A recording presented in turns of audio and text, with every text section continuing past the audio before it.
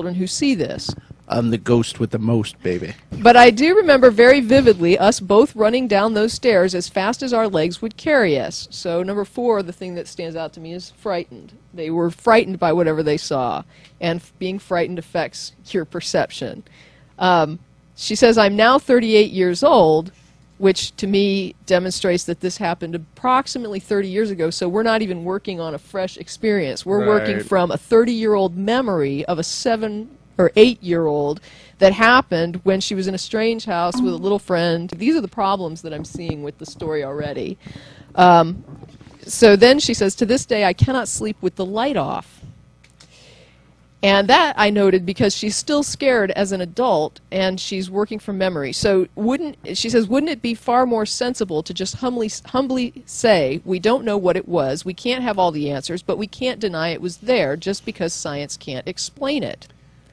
My answer to that is yes. Right, and I agree with her. I'm perfectly happy saying we don't know what you saw, and that's perfectly reasonable to say. We don't know what you saw. Right. I think it's important to note that you don't go after a story like this assuming that the person is just lying or deluded. I mean, you listen to the story and you evaluate the evidence and think about whether it's more likely that this unprecedented, well-documented case of a supernatural thing occurring has actually happened, or whether it's more likely that some mistakes have crept into the story. Right. So you have to look at things based on, what do we have to evaluate? And so when I replied, I said, anecdotal evidence is not evidence of anything. I have no idea what you and your friends saw, and yet you call it a ghost. So my first point here is we don't know, so why is she calling it a ghost? If we agree that you don't know what you saw, you said you don't know what you saw, you told me that I shouldn't assert what you saw, that I know what you saw, and yet you're asserting you know what you saw. That contradicts the claim that we should say we don't know what you saw. I'm willing to say you don't know what you saw, you're telling me it's a ghost. People usually approach this story like asserting very quickly that we're arrogant for not believing it. I find a huge amount of what I'm going to call projection, and I know it's frustrating when somebody plays armchair psychologist and somebody tries to tell you what you're thinking or what's going on in your head. Nobody likes that to happen. But I've seen too many discussions where there's not just theists, but somebody that believes in something that may be a little over the top, and they come at it from the standpoint of, you think you know everything. Right. And in reality, I'm saying I'm not making any assumptions about this thing. What I'm saying is, why are you making assumptions about this thing? But even if it was a direct claim, that particular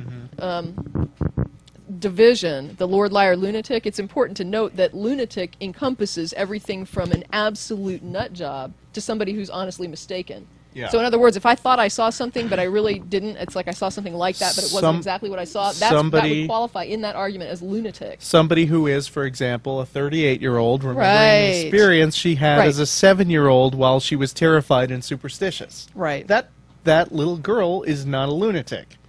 38-year-old, maybe arguable. Well, but what I responded to her with was to tell her that anecdotal evidence is not evidence of anything. I have no idea what you or your friends saw, and yet you call it a ghost. And I asked her how she knows what she saw was a ghost, and I said, during the Salem witch trials, children were a large part of those proceedings.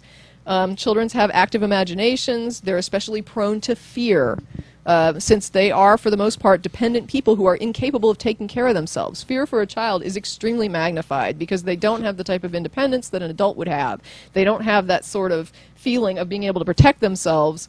They feel like adults have to protect me. So for a child to be kids, afraid... everything seems magic because a lot of stuff is out of their control anyway. Right. It's like Arthur C. Clarke said, any sufficiently advanced technology is indistinguishable from magic. Right. And to a kid, everything is so weird and strange and they don't have any explanations at this point. Well, yeah. That an explanation of magic pixies coming in is just as plausible as saying, oh, actually, some... Well, I mean, you walk up to a little kid and you do the thumb thing, right? And it's like there's children at a certain age are going to be amazed by that. They think, oh my gosh, you can pull your thumb off. I mean, yes, children aren't the best judge of what they're seeing. Yeah.